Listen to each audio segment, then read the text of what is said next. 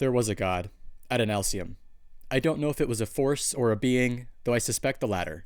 16 people, together, killed Adonalsium, ripping it apart and dividing its essence between them, becoming the first who ascended. Following the destruction of Adonalsium, these 16 people who destroyed him became gods themselves, picking up shards of infinity. This is the basis for Brandon Sanderson's novel empire, the Cosmere. Through the course of the novels in the Cosmere, we discover more about how these shards operate, and we learn that they can be recombined to form new powers.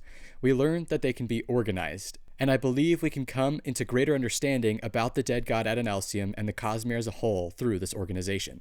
There are general Cosmere spoilers ahead, specifically for the Dawnshard novella and for the names of all the shards. I will be pulling minor information from almost all of the published Cosmere works, but there will be no major story spoilers from these books. Additionally, I pull lots of information from Q&As with Brandon surrounding Dawnshards and the shards of Adonalsium.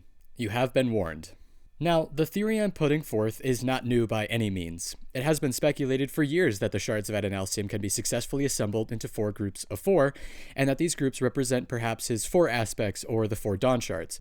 But just to catch everyone up to speed here, let me introduce the foundation of this theory, beginning with the shards themselves.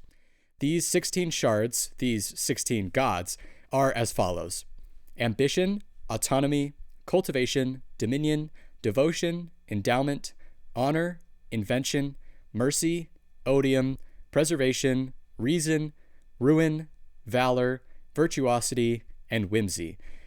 Now, the main in-text foundation for this theory is found in the novella Dawnshard, in which Risen comes across a mural. The mural is described as circular, inlaid with golden foil, and contains writing from a language Risen has never seen. From the text, the peculiar letters were art themselves, curling around the outside of the exploding sun, which was divided into mostly symmetrical pieces, 4 of them, each in turn broken into 4 smaller sections.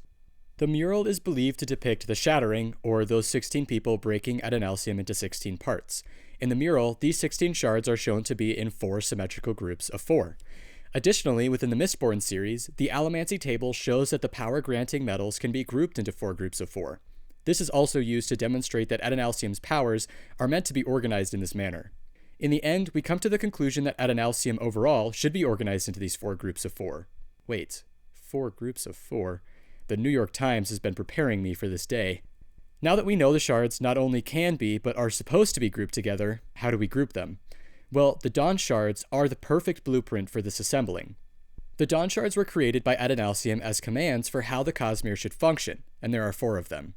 In the words of one of the sleepless, Nickley, from the Dawnshard novella in chapter 19, and so the dawnshards, the 4 primal commands that created all things. And then eventually they were used to undo Adonalsium itself. As Nickley points out here, not only were the dawnshards used to command the creation of the Cosmere, the dawnshards were also used as weapons to undo Adonalsium. Effectively, these were the things that ripped him apart into 16 pieces. We can see this in the mural discovered by Risen as well. The 4 larger sections represent the dawnshards being used to split Adonalsium into 16 shards. I believe then that based on the mural and the knowledge that the dawnshards were the things that divided Adonalsium, it makes sense that these would denote the groups the shards belong to. The dawnshards would have been used to pull out the shards of Adonalsium corresponding to their own essences during the shattering and create these 4 groups. Additionally, I think this falls in line with the naming conventions involving shards throughout the Cosmere. We have shard blades and shard plate, which are physical manifestation of the shards of Adonalsium. So I believe it makes sense to have the name of the categories these shards fit into be dawnshards. Moving on, while we don't know what each of the dawnshards is, we do know what 2 of them are: Change, from the Dawnshard novella, and Exist, from the Sunlit Man. In addition to this, we also know that the 4th Dawnshard doesn't follow the same scheme as the other 3. From the Words of Radiance release party in 2014, Curtis asks, "Could you write something about dawnshards that we don't/won't know?" Brandon writes back, "One dawnshard is different from all the rest." And just to keep you caught up, this is still the case. During the Dawnshard Annotations Reddit Q&A in 2020, Maury Willow asks, "You once told us that one of the dawnshards was different from the others. As of the events of the novella, is that still true?" Brandon responds, "Yes." Using this information, we can anticipate the 3rd dawnshard to fall in line with the others in essence, and the 4th to diverge. Now we have the basis for what needs to be organized and how we will organize them. As I continue forth, these groupings are ones that I have decided on my own and believe make sense. You may be confused as to some decisions I make in my groupings. I simply ask that you wait until the very end and hear out my entire theory before you make any judgment calls. The first dawnshard we are introduced to in the Cosmere is the dawnshard of change. I believe the following shards belong to this category: cultivation, ruin, invention, and virtuosity. Now, firstly, you may have noticed I opted not to include endowment into this section. For some of you, this doesn't make sense. When Risen picks up the dawnshard of change in the dawnshard novella, she seems to be gaining powers similar to those associated with endowment and the breaths of Warbreaker. She has perfect pitch. Colors are more varied and vibrant. Well, it turns out that these are actually not aspects solely attributed to endowment. During the dawnshard annotations Reddit Q&A, Tisky Guy, or however you say that, asked, from Risen's observations in the epilogue, it seems like she has a lot of the same aspects of a fifth heightening / returned at the least. Is this because her dawnshard is particularly connected to endowment, or because the effects of a certain level of investiture result in similar effects? Brandon Sanderson simply responded with, the latter. Therefore, because these abilities are not specifically attributed to endowment, and I personally don't think she makes sense in this category, I have opted to leave her out. So let's look at the shards I have included. Cultivation and Ruin, I think, make the most sense, so I won't argue heavily for their inclusion. Cultivation desires to see things transform and grow. Ruin desires to see things decay and fall apart. This is change. Now, regarding Invention, we have yet to really see anything of this shard in the Cosmere. I have included Invention here because I believe that Invention lines up with change. It kind of fathers and forces change in ways that can be both constructive and destructive, such as inventing new modes of transportation like cars, planes, and rockets, or inventing new modes of destruction, like bombs. Waxillium. Anyways, Invention takes the current world as we know it and meshes it in new ways to create new things. Virtuosity may be the shard you have the most trouble accepting as belonging to the change category. One of the central reasons I placed her here is how she is represented in Yumi and the Nightmare Painter. Virtuosity as a shard is splintered, meaning the shard itself has been broken and scattered. These splinters of virtuosity are known as the Hijo and effectively exist to be changed. We see in the story that when the Yoki-Hijo summon them, they are summoned for the purpose of altering their forms into other things. These Hijo exist to be shaped into new forms and given new identities. This makes sense to me in what the shard itself is as well. Art is interpreting the world around us and altering it to bring out certain aspects, diminish others, create new spaces, and completely change how we view everything around us. The change Virtuosity represents is subtle yet profound, landing her in the change category of shards.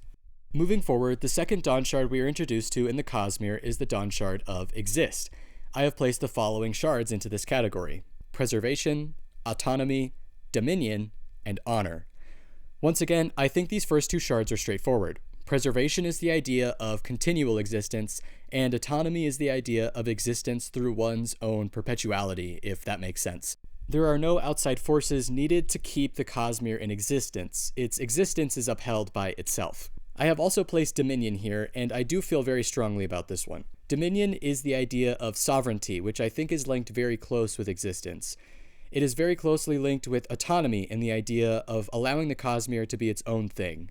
Now let's look at the last shard I've placed in this category, Honor. Why have I placed Honor in the Exist category of shards? I believe it is because honor is a fundamental law of how the Cosmere is to be. From the YouTuber Spoiler Stream number 5 in 2022, as a part of a response to a question, Brandon says, there are those who would argue that the shard of honor is what makes things fall to the ground when you drop them and obey natural laws.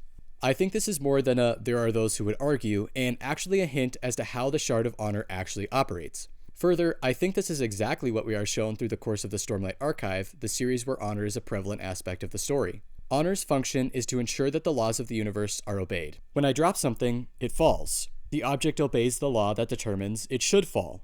The issue that arises is when the power is given to humans because people can, will, and often do break their word. To honor, this is like an object not falling to the ground when it is dropped. This is why there are certain conflicts that arise within the Stormlight Archive series, and also why honor belongs to the category of exist.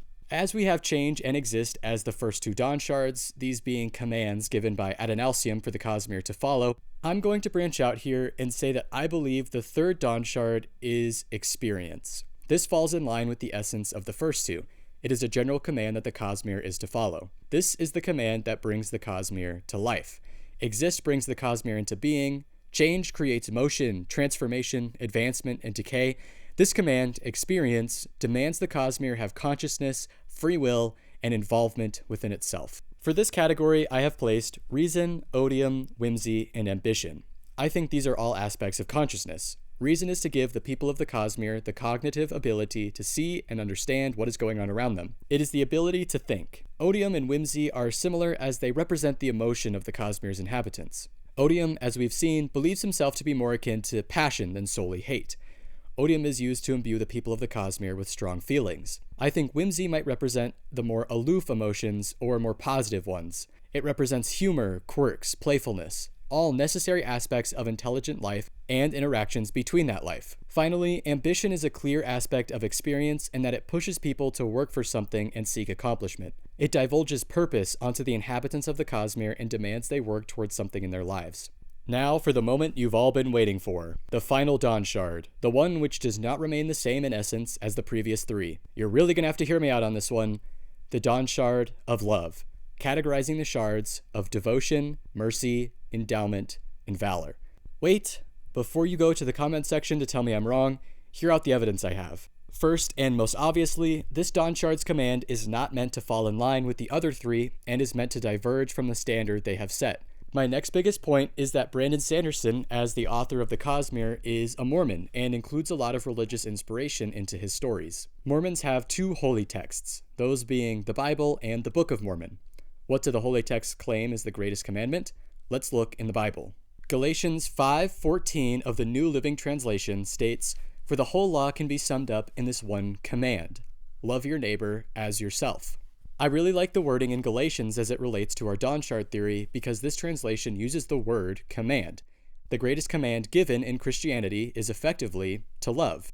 Seeing how Brandon clearly shows religious theming in much of his storytelling through the inspiration of his own faith, I think it makes sense that it would influence one of the largest aspects of his world building, especially concerning the being he has set up to be its god. Now, I won't lie to you, love does feel a little on the nose. Maybe when this shard is revealed, it will be worded more like sacrifice, or it will be named after some other specific synonym that sounds just right to Brandon, like odium instead of passion. For now, it's love. I think the shards themselves point to this category as well. Devotion, mercy, endowment, and valor. These four feel very strongly like they belong together to me, and I feel like it makes sense they go together when looking at the first two categories for which I have the most evidence. The shards in this category are fairly straightforward. Devotion is loyalty through love, commitment. Mercy is compassion and forgiveness for others. Endowment is charity and giving to others. And valor is the sacrifice of your own safety for others and to fight for a cause. Explained through the lens of sacrifice, we have sacrificing your time for a cause or for others through devotion, sacrificing your will over others through mercy, sacrificing your own desires and materialism through endowment, and more literally sacrificing yourself or at least your own safety for others through valor. Actually, now that I'm saying it, I wonder if it is sacrifice and that it ties in closely with Adonalsium's death, given that this would have been one of the dawnshards used to destroy him. I think it also makes sense that Brandon would get inspiration like this from the Bible instead of ripping it straight off. Anyways, I digress. Now that we've got all the categories, I will say that even though this organization makes sense to me, it may not make sense to you, even with the arguments I've made for it. I think that's perfectly fine. And honestly, with 16 moving parts, I wouldn't be surprised if when a canonized version is eventually published, we still poke holes in it and say, why is this shard in this category? But overall, I think this works. I also feel the need to quickly address that some of the actions the shards take and the influences they have may be attributed to their vessel or the fact that they are apart from the other 16. It's why I've chosen not to really use any of the shards' actions as evidence for where they belong. Looking at what I've presented as a whole, we have the 16 shards of Adonalsium fitting neatly into 4 categories of 4 based on the dawnshards. I believe the unrevealed dawnshards will end up being shown as experience and love/sacrifice. Alright, you are now allowed to judge my ideas. Do you agree? Disagree? How would you categorize the shards of Adonalsium? You're welcome to let me know down in the comments. Now, if you'll excuse me, I think I knocked a few screws loose, and I'm gonna go find them. Thanks so much for watching. Subscribe if you're so inclined. See ya.